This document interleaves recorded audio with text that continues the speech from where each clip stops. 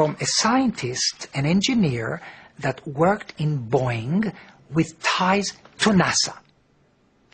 And I don't know, the conversation started between me and him that it is, no matter how far out this sounds and how science fiction it sounds, that it was possible to get Michael Jackson to the moon. And I relayed this to Michael. And Michael was extremely ecstatic about it. He was so excited just by, I mean, the idea of him being able to actually do his moonwalk on the moon. And I remember, I mean, it was really, to me, it was an impossibility, but the flicker, the hope that it could happen was there because these emails were coming from a scientist. At 3 o'clock in the morning, Michael Jackson left me a message on my answer phone. Uri Geller, it's Michael Jackson calling.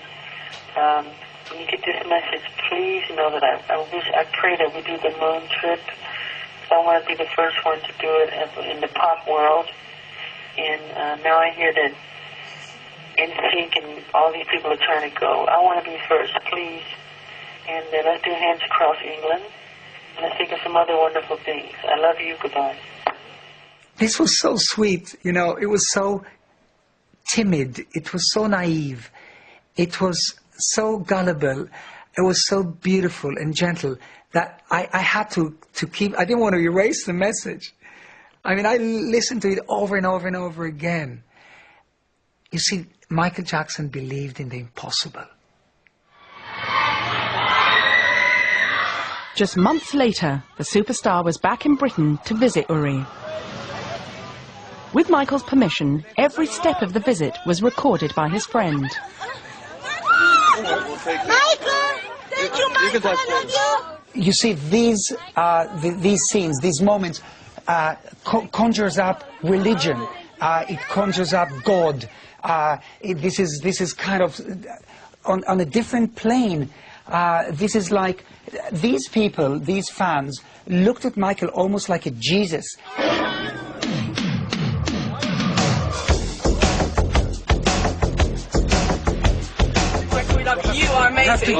Illusionist David Blaine, a friend of Uri's, joined Michael on the visit. Their first stop, a tour of Parliament as a guest of another friend of Uri's, Lord Greville Janner. Michael really loved that sculpture, but come on, that's been there probably for hundreds of years. He couldn't take that home. My feelings here, going into the Parliament with Michael Jackson, was simply bizarre. That's the only word I can say. Really freaky, the whole thing, but it was meaningful. It was important. It was power. It was kind of credibility. You see, Michael wanted he wanted the Queen to honor him. He really did want that very much. That was one thing that really was in Michael's heart. Why did you want to come and visit Parliament? Is my wonderful friend, Lord Janner? No, that's a good answer. Yeah. He's a politician as well. And to educate me about this whole incredible thing. You know, when Michael heard that Steven Spielberg got a knighthood, Michael wanted a knighthood too. And I understand, come on, he should have gotten a knighthood, really. But it was impossible to achieve. And we spoke about that quite a lot in the Parliament. There were moments where, without filming, he kind of whispered to me, "Is the Queen here? Are we going to meet the Queen?" Michael Jackson had a magical status wherever he went, even in Parliament. Now, he came on a Friday, and there were no parliamentarians there. And the staff and everybody who met him treated him with much more joy and respect and amazement than they ever do any of the members of either House of Parliament. He was a rare and wonderful visitor. So I took Michael through the House of Commons, and he sat down. And I said to him, "Hey, Michael, you can't sit here. Only elected people can sit in the House of Commons." He looked very bemused, because it must be the only place in the world he's ever been told he couldn't sit down. Later in the day, Uri and Michael made their way to Paddington Station. Michael had agreed to speak at a fundraising event in Exeter, where Uri was co-chairman of the local football team. At Paddington, we were mobbed. This was horrifying. It was scary. It was panicky. It was chaos, pandemonium. There was suffocation. There's no air. It was just unreal. You're crushing him! You're crushing him! Honor Michael! During this chaos, I really feared for his life. I honestly did. Nobody could contain the pressure of the bodies. Somehow Michael fell onto the pavement of Paddington. And he lay there like this for a few seconds, and you can imagine, I could not think. He's on the floor here, right here. Look, it takes seconds. We try to get some air around him, and then I've never seen anything like it. It was like from the movie The Matrix. He sprang up, or he catapulted off the floor like some type of a cheetah, a tiger, and he just zoomed as fast as the speed of light to the train. We couldn't catch up with him. It was impossible. Yeah, of course. And Michael, this is for you. This is Marvel Comics, and that's me. Michael had agreed to travel to Exeter to help raise money for Exeter City Football Club and to raise money for a children's charity. On the train with him was Mark Lester. The pair had become friends when they were both child stars. Mark had played the part of Oliver as a boy.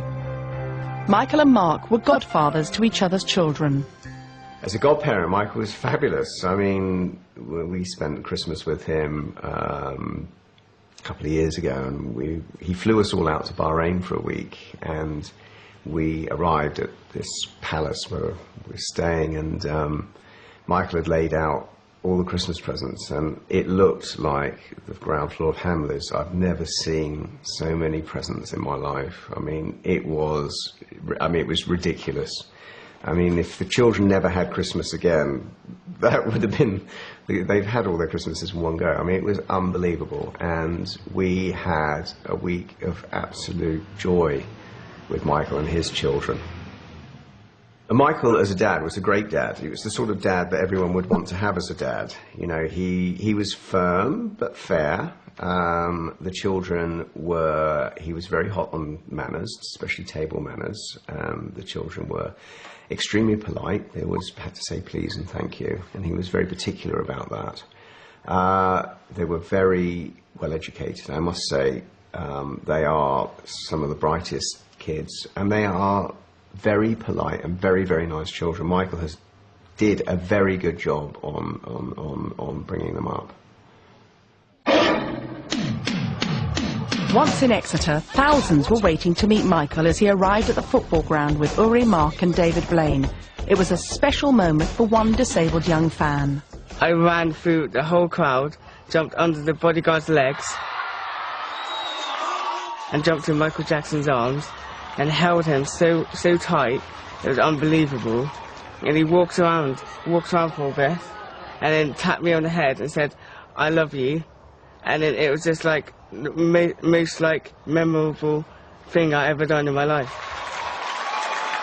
It helped him enormously. It helped with your self-esteem, didn't it? It helped with just feeling good about himself, because when you are disabled, and certainly he wasn't walking very well, it was a huge thing for you to do, wasn't it, to make that definitely. Running across that pitch. And of course then we got to know Uri, who has been in his life ever since. Back in the stadium, Michael met other local children. One of them was Lauren Sefferton, who at the time was suffering from cancer. Right in front of me was Michael Jackson, and I was just stunned. I put my hands like this. I had tears in my eyes, and I was shaking. I was like, Michael Jackson stood right in front of me, and it was just surreal. To be honest, he looked like a waxwork doll. He did not look real. He was so pale, and his eyeliner tattooed on, and bright red lips. And I remember just thinking, oh, he just doesn't look real. And when I was talking to him, I just couldn't help but look obviously at his nose. I couldn't stop staring. And, you know, I was trying my hardest not to, because, you know, when you're talking to somebody and you're staring at one thing. But like my mum said too, that you just can't help it, because you're just thinking it's so tiny, and the way that it's changed, and